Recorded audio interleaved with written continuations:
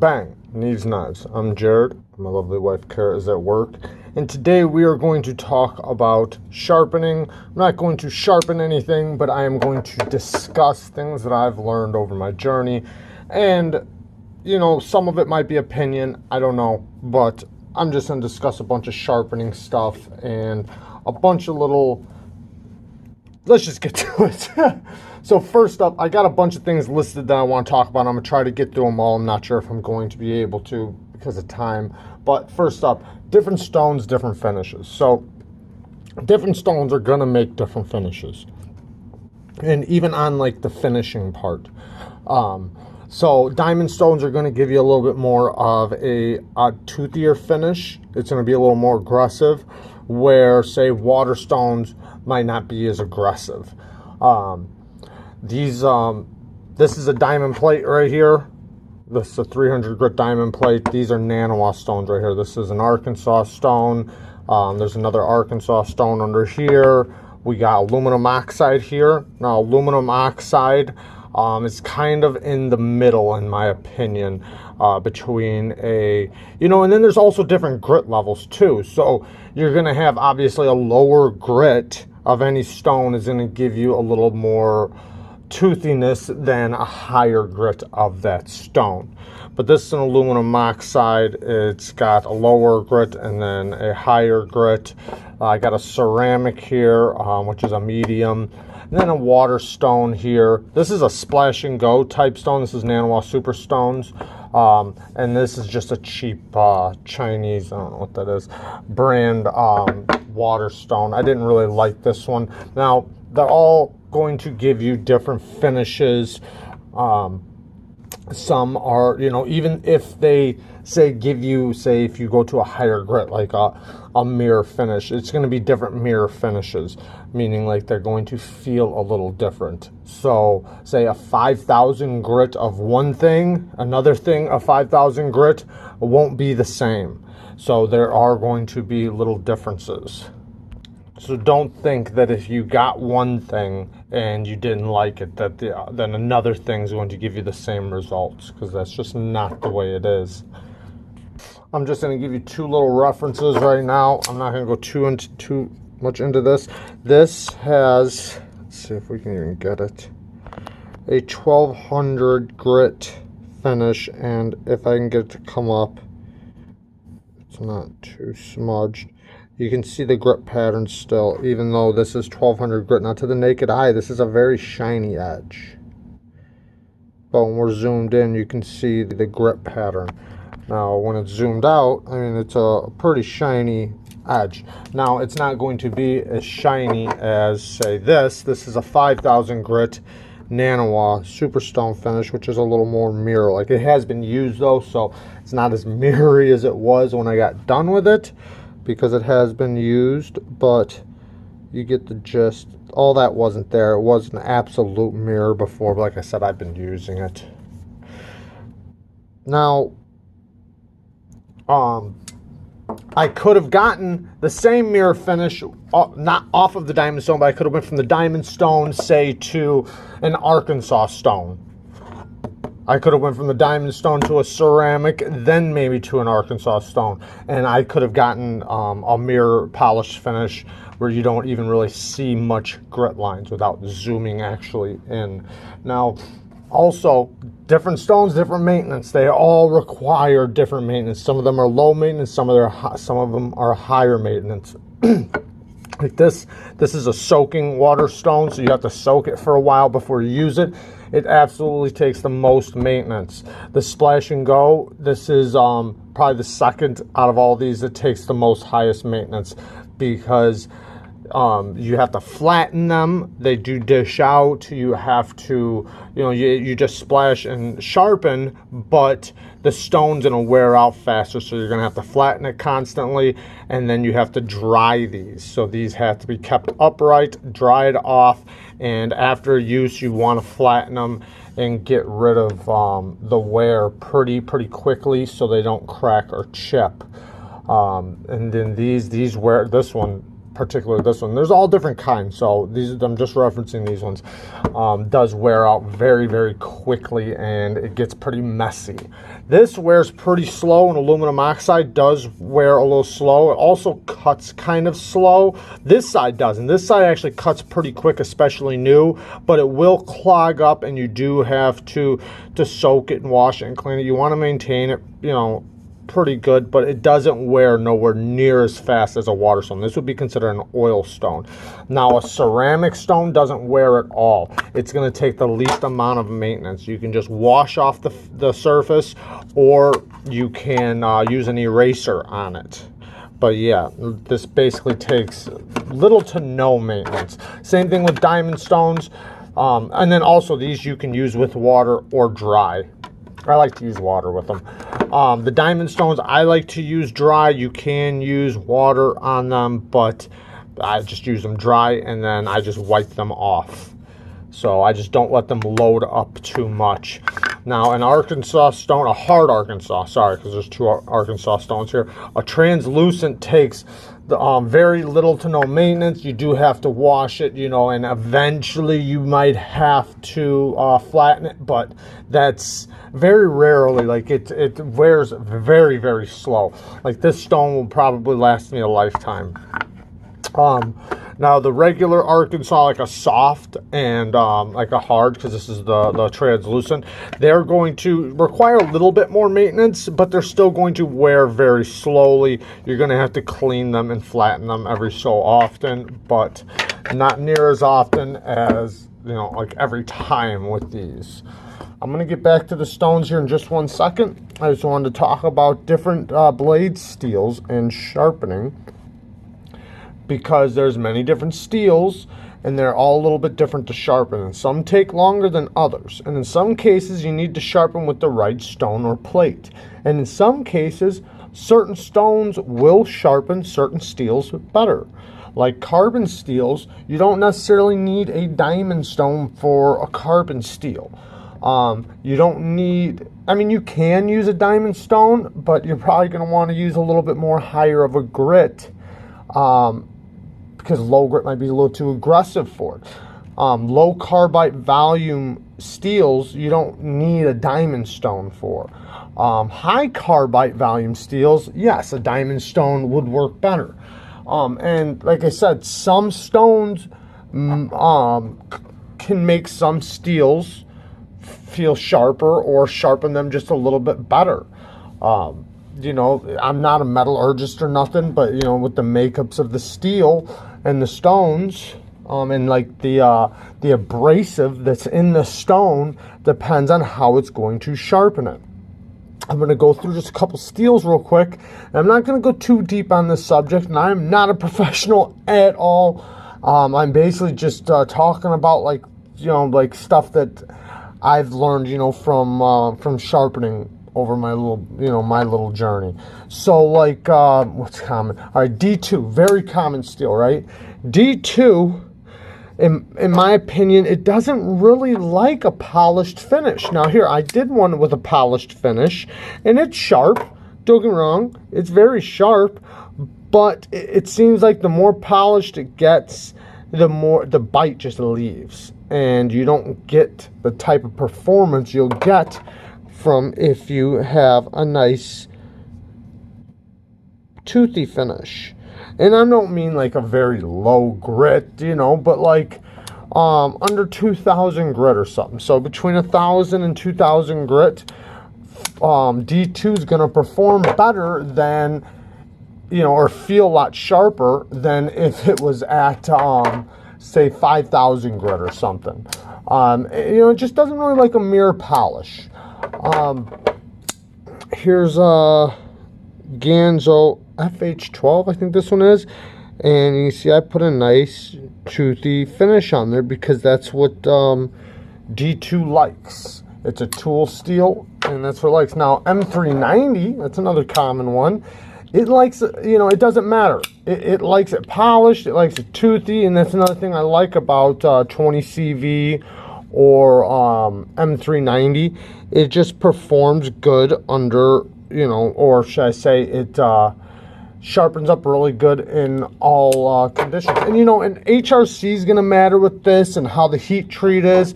All that stuff's going to matter. This is 20 CV. Now, most of these I've sharpened, and I've already used. So, this was almost a polished finish when I need to sharpen it again. It looks like it's getting a little cloudy. I could probably just drop it. Anyways, S30V. S30V, in my opinion, S30V likes a little bit more bite to it than a polish. It seems like when you start polishing it, the teeth and like just the bite goes away. So, and also, the more polished of a finish you have, it's going to last longer, but you're going to lose performance. So, like say if you have a toothier finish, you're going to have to strop more often. Now, with a polished finish, you're not going to have to strop as often, but you're not going to have the cutting performance as something with a little bit more bite. 154 cm does really good with a polished finish or as a toothy finish. This one's got a lot of bite to it. 14C28N, that's a Sandvik steel, and I really love 14C28N because, and well, one reason why I like it is because it does so good with a polished finish or with a toothy finish. And what else do we got here? S35, it's kind of like S30V. Same thing, you know, like it doesn't really like a polish too much. Now, can you put a polish on it? Yeah, of course you can put a polish on it, but it's going to lose a lot of its performance the higher the polish you put on it. But yeah, you see what I'm saying here. CTS BD1N. This one, I haven't done a lot of this, but this one took a really good polish, and it seems like it's performing really good. I haven't had it long enough to really speak on it too much, but it seems like it's okay with a polished finish. S90V. S90V. Now, I know it does good at a high grit, at least from what I hear, but this one didn't really seem like it liked it. I put a polished finish on it, and I did not like the performance I was getting, so I put a new edge on there with a little bit more bite to it, and now I'm happy. So also, you know, preference is a big thing too. But yeah, so preference is definitely going to be a huge key factor, but your steel and what you're cutting has a lot to do with it too. What are you using it for? Isn't really coming up too good, but yeah, you definitely want to use the right stone for the right job. Now, any stone is going to sharpen, right? Well, for the most part, but you know, like I said, the higher carbide volume, the longer it's going to take for you to sharpen your steel, depending on what type of stone you're using to sharpen with.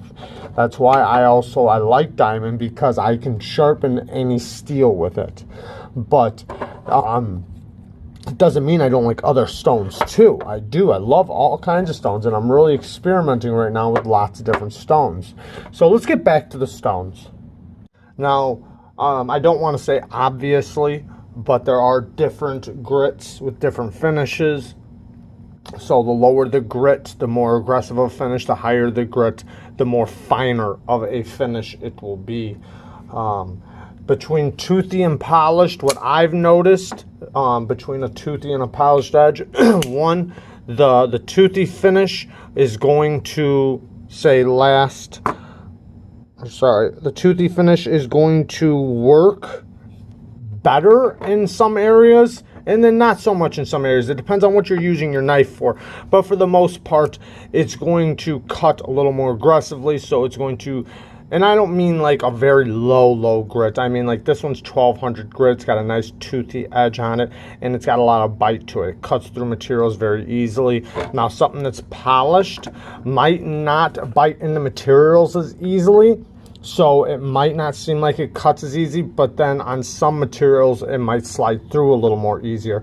But one thing I will say is that a toothier finish, you do have to strop and keep up with a little bit more than a polished finish. A polished finish, you're going to get a lot more cuts on before you have to, say, start stropping. Now, that being said, at a very, very high grit to where you got it super fine, it's only going to take a couple cuts, and depending on what you're cutting too, and it's going to knock it down to a lower grit pretty rapidly. And your 12,000 grit is going to be knocked down to, say, 5,000 grit basically after just a couple cuts.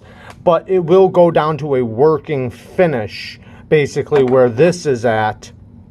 And then, then you can do continuous cutting before you have to strop. Something like this at a little bit lower grit, you are going to feel the wear start on your edge quicker than you will, say, something that's more polished.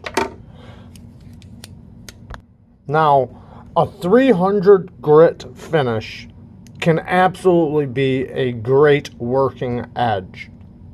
A lot of people think that you have to go up to 2,000 grit or higher to get a sharp edge. That's just not true. You should be able to get a very sharp edge off of your first grit, whatever your first stone is, unless if you're doing edge, like if you're doing, like if you're fixing something, that's different. But I mean, when you're actually starting with your first stone to put your angle on, you should get a very sharp edge, and then from there it just refines it more and more, and basically takes the grit pattern down lower and lower and lower and lower. Even on a lot of mirror finishes that seem like they're mirror finishes, when you zoom in, you get very close, you're going to see microscopic grit patterns. Now you can get rid of those, and at that point there's whatever, it doesn't matter. The point is that you move your way up, and you're taking the grit pattern down to a finer and finer grit. Sharpening versus honing versus stropping. Okay, so there's a difference between honing and sharpening. So sharpening, you're trying to create your edge. You are trying to get your apex, unless if you're doing a convex edge, regardless, you're trying to get it down to a point and then refine the teeth on that edge to what suits you best. Now, honing is where you've put a little use on your blade and you want to bring it back. You're maintaining your edge from the use that you've put on it. Or some people look at it as they've already sharpened their edge, and so they already have a good edge going. Their edge is very nice and sharp, and now they want to hone it to bring the grit pattern to a finer grit pattern. You can look at it like that, or you can look at it as, I've used my knife and now I want to hone it back to the fine edge I had once before. This will prevent more sharpening that you're going to have to do, because if you continue to use it without honing, it's eventually going to need a full-blown sharpening. Now, you can prevent more sharpenings by doing more honing. Honing is very easy though, and most people, even if you're not good at getting a good edge, like a full-blown sharpening, you can definitely hone. You always want to hone on something of a higher grit or something that's a harder stone. You want a harder stone. You don't want a soft stone. You don't want a stone that's that basically, hear that sound, versus like, you want a higher grit, like a high ceramic or a high Arkansas or whatever stone, but just a very high grit. You want something that's nice and, I'm trying to get the sound, nice and hard, basically, I'm just trying to say. And lay your edge on it. Now, if depending on how much wear you have on your edge, you're basically just knocking those burrs down. You're basically bringing all the burrs, because say if your edge was once like this, now you've been using it and using it and using it. Now what you're trying to do is basically put your edge on the stone until you get it back to true. And you can easily do that with a ceramic rod, with an Arkansas, with a hard Arkansas, and just wipe those teeth back to true, or remove them. Now, stropping is a little different. Stropping is something you would do in between honing. Like, say you've done a few cuts and then you put your blade to the strop. This is just a red compound, but it can be raw leather. Doesn't matter about the compound. Just when you've, say, made a few cuts or you've used it throughout the day, maybe you didn't put that much wear, maybe you only made a few dozen cuts, you can put your edge to the strop. Now, if the strop won't work, you're going to have to hone. And if the honing won't work, or if it takes you more than just a few swipes, maybe more than a dozen swipes, and you might have to go back and resharpen your edge. Because if it's going to take that, then you might as well start at a lower grip, because no matter what, you're going to remove the same amount of steel. If you have to remove steel, like if your teeth won't just go, like, get pushed back to true, then they're going to break off. And now if they're all broken off in places, like just completely broken off places, and then you have gaps right here, you're gonna have to sharpen your edge back, and remove the steel to get back to a true edge. Now, if you're going to have to remove steel to get back to a true edge, you might as well start with a lower grit, because you're going to remove the same amount of steel. Starting with a higher grit will only take more time and will only be more frustrating. Start with a lower grit. You should only have to use 3, possibly 4 stones, but that's it. You don't need 20 different stones to get your mirror finish or get your high grit. Now, like I said, you might maybe use 4, in some circumstances maybe more, but in all reality, you want to do all your sharpening in 3 stones. But you still want to get sharp off of your first stone. The other 2 are just going to be refining the edge. Other 2 to 3 stones. The more stones you use, the more likely chance you have of messing up your angle, and not being able to keep your angle the exact same, and the more likely chance you have of just making mistakes and frustrating yourself and everything else. It's just easier, and it helps you get a better finish. Not saying that if you're not a professional that you can't do with whatever you want. That's not what we're talking about. We're talking about beginning on freehand sharpening and learning freehand sharpening.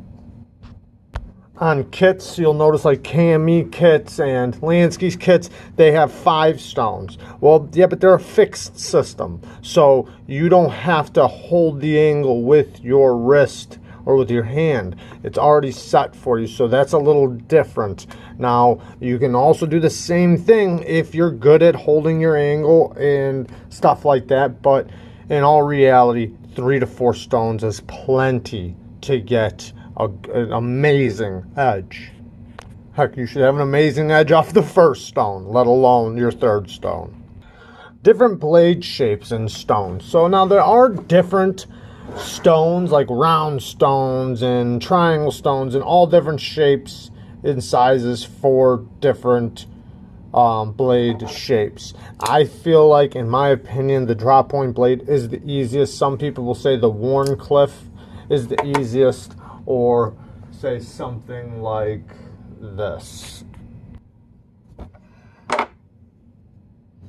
Something that's just nice and flat, because you can lay it on your stone. Let's say this is the stone, and you can just work the whole thing. But now, a lot of times you are going to have to come off of the stone, so that's where it can be a little more trickier.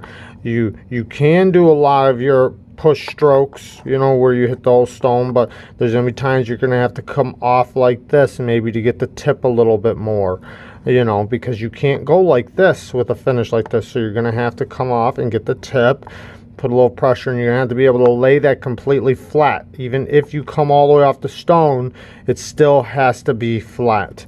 So that's where it's gonna be a little more trickier And with, say, drop points, you know, you're just going to have it as you go. You're going to raise your elbow up to get to that tip. Also with, you know, stones like, or knives like this is a little bit smaller.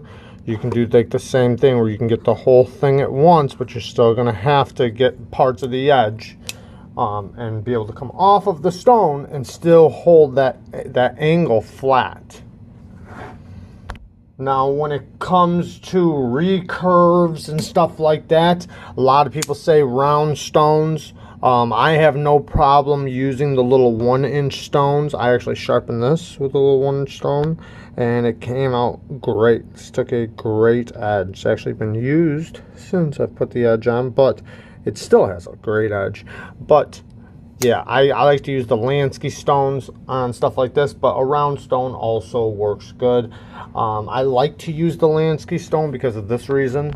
I can set my angle right on there, and now I can just follow it.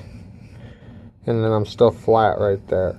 That's why now there are different sizes of 1-inch stones. There's long ones, there's short ones, there's all different kinds. So anyways, but round stones do work too, or triangle stones. There's different stones for different blade shapes. Holding an angle. Holding an angle, I've done other videos on this, so if you want to go back and watch some of my sharpening videos, I do teach a trick on how to hold an angle when you first start freehanding. Now, if you want to go back and watch that, you can. But I just want to say, holding an angle is a little bit like riding a bike. You know, when you first rode a bike when you were a kid, you didn't just jump on and ride. You do have to learn the movements that you're making because they're very subtle.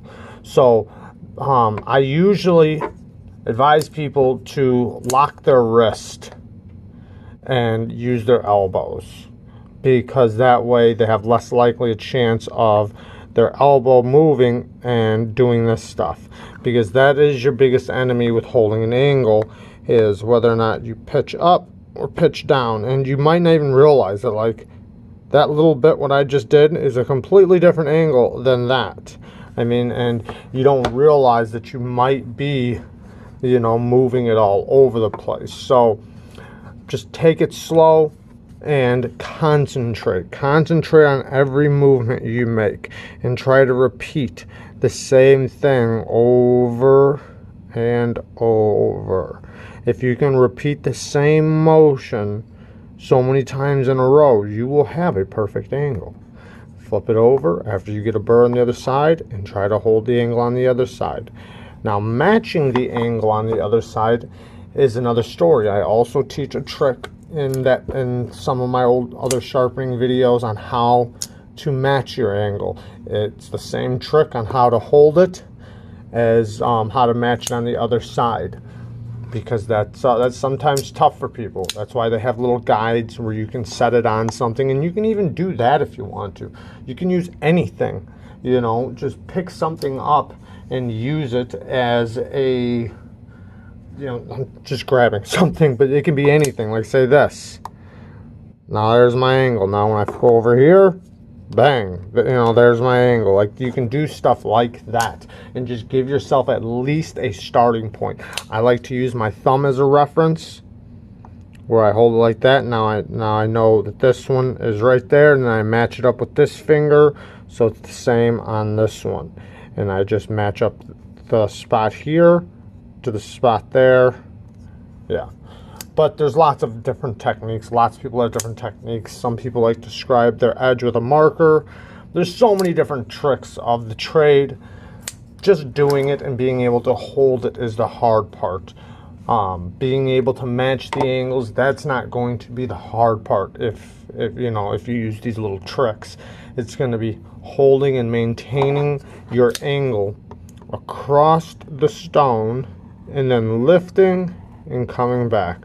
Now you can do one swipe sessions where you go like this, lift up and start back over, you know. And you can, if you want to, just looking at your edge and seeing your edge touch. Once your edge touches the stone, that's a good angle. You can start there. Now, repeating that over and over and over is going to be the tough part. But like riding a bike, once you get good at it, and once you've done it enough, you're going to be able to feel it. You'll be able to hear it, and you'll be able to feel it. And that's another thing with stones. Different stones have different acoustics. Excuse me, guys. Different stones have different sounds. Some stones, like say these ones right here, these splash and go ones, now when I'm sharpening on it, I can totally tell if I lift up too high because it'll gouge the stone. Also, the sounds will change. So, and also like if I have a burr, I can feel it, I can tell.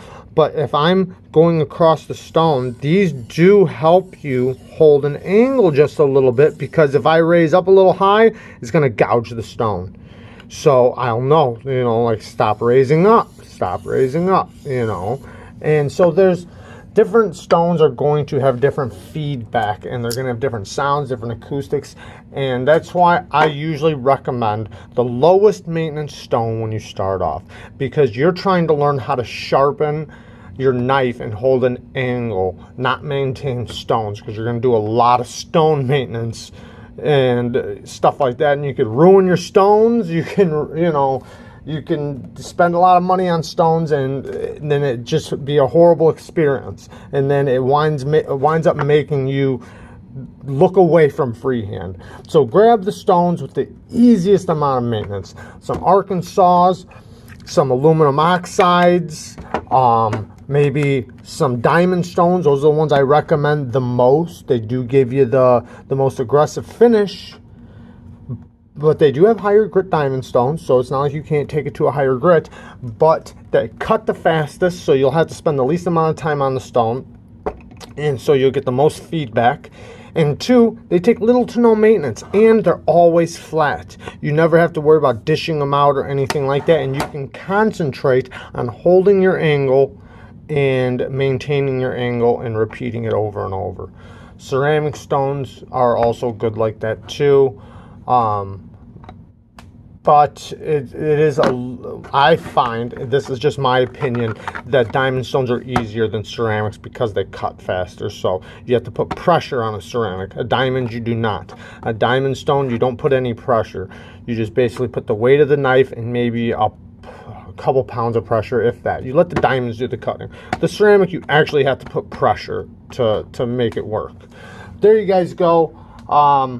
This video's went on long enough, and this is just a little bit of tips and tricks from me. Peace.